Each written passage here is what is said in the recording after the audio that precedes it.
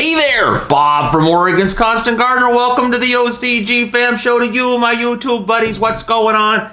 Let me know in the comments. Let's just get right into this. We're working on the comprehensive feeding regimen, and we're making real progress here. We got all the nectar for the gods, all the culture biologics, all the microbiome.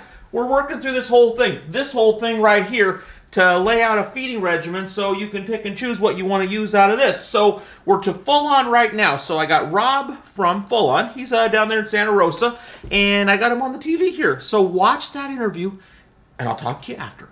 Okay, we're here with Rob Christiansen from Fullon. Rob, what's going on? Hey, Bob, glad to be here. Thank you.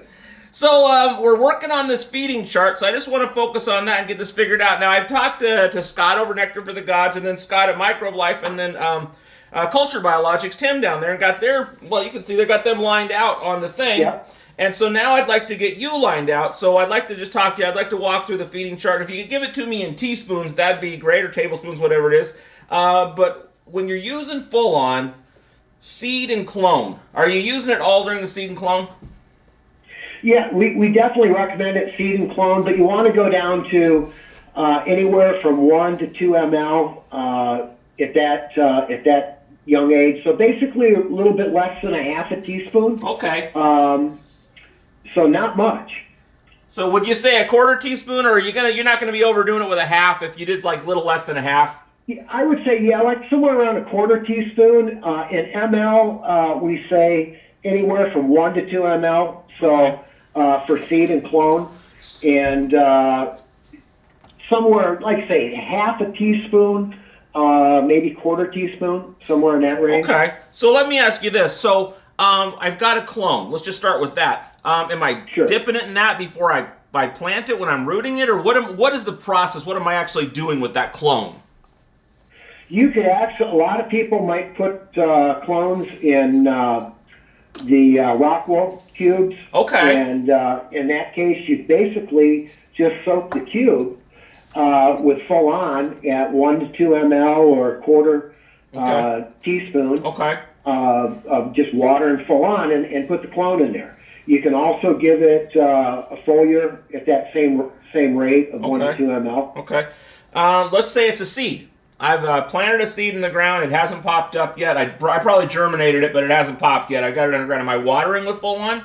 And would I soak with Fullon? Yeah, you can use it. Definitely use it as a seed soak. Again, right around 1 ml, 2 ml on the high side, but say again, a quarter teaspoon definitely works well as a seed soak with a number of different plants. Okay, so if I was just going to soak it and then drop it in the thing, but what if I was going to germinate? Would I germinate with that, or just germinate with some water and then do it when I put it in the ground? You can germinate with it as well. Okay.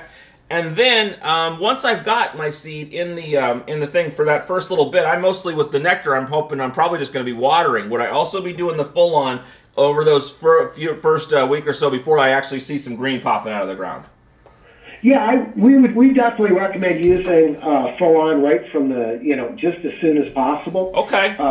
Which again includes germination. So as you're watering, to have that little bit of Fullon in there is definitely going to help stimulate, get the roots starting to get moving, get the top growth going as well. So it's very good at that young age. Okay, so am I still at a quarter teaspoon in early, mid, veg, late veg? Do I start working my way up on that? Start working your way up. In early veg, on the nectar feeding schedule that we've got, we're basically going 2 ml to 8 ml. So again, about little less than a half a teaspoon to just about a teaspoon and a half.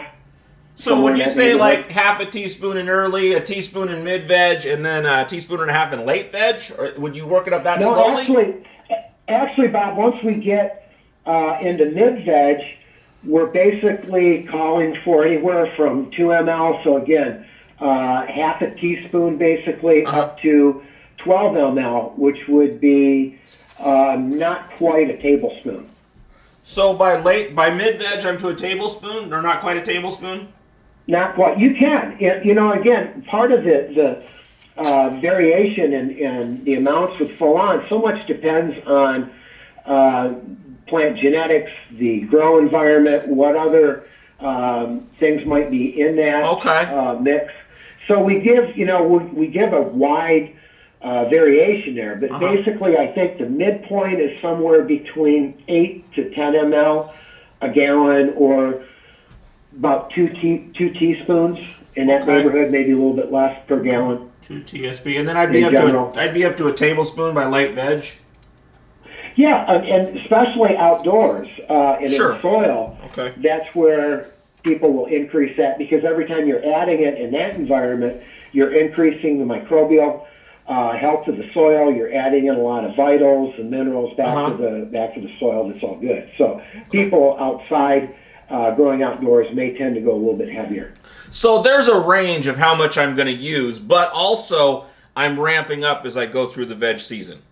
The veg plant. Yeah, most people will keep it somewhere once they hit anywhere from 8 to 12 ml a gallon. They'll just keep that all the way through until they get into, I think we're backing it down in late flower is where we start to back off. Okay. And a lot of people will get into late flower and then run a little bit less than a teaspoon or 4 ml a gallon all the way through flush, because essentially you're getting detoxing in that plant every time you use it. So it's pulling out all the heavy metals and things that might be in that plant tissue. So by using it in flush, it definitely adds to helping to, like say, detox and clean that plant tissue up. And this is my final flush. This is not when I'm doing preventative or fixative flushes during my run.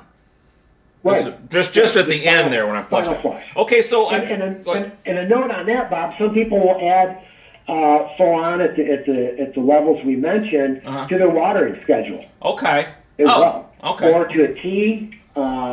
Or with other nutrients, if it's res tank. So pretty much any time you can put this on any particular day of your cycle. You can throw this in with whatever you're giving to the plant on that set day. Exactly. Okay, so that covers my late flowering of 1 to 2 teaspoons and even into flush. The thing I don't have on my chart right now is the early flowering and the mid flowering. Where are we going to be in that? Early flowering, we're already up to that half a teaspoon to basically close to a tablespoon. Okay. And again, what a lot of people will do once they get the Fullon dialed in and ramped up to that, wherever it might be, that sweet spot, say just pick a number, 8 ml a gallon, they'll just leave it there until they hit late flower. Just leave it at that. They may want to push it a little bit more somewhere in the flower stage to bump it up to closer to 12. But I think for simplicity, most people dial it in and keep it there until they hit late flower, and then drop it down to that 4 ml right through the final flush. Okay, so early veg and seed and clone, I'm backed off. But when I get to mid veg, I'm pretty much the same amount, whatever amount I choose all the way through. Is that correct? Yeah, basically right. Okay.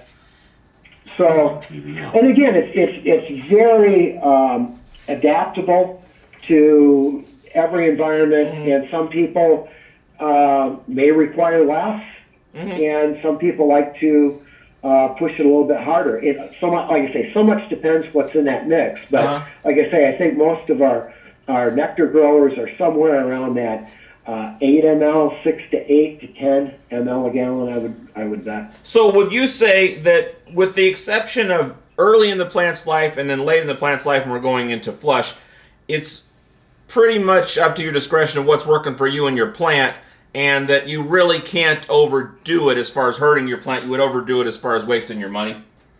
Yes, exactly. Okay. Exactly. Okay.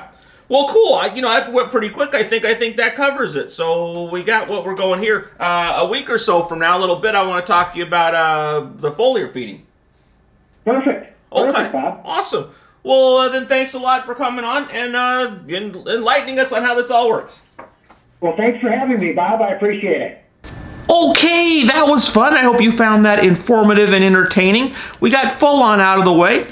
And next, we're going to be talking about SLF, but that's going to be next week, because tomorrow is the viewer questions with Scott Ostrander, part 2. It's going to be a good one. I think you're going to like it, especially you, Bruce Lee. If we're talking about your question there. You had a pretty complicated question.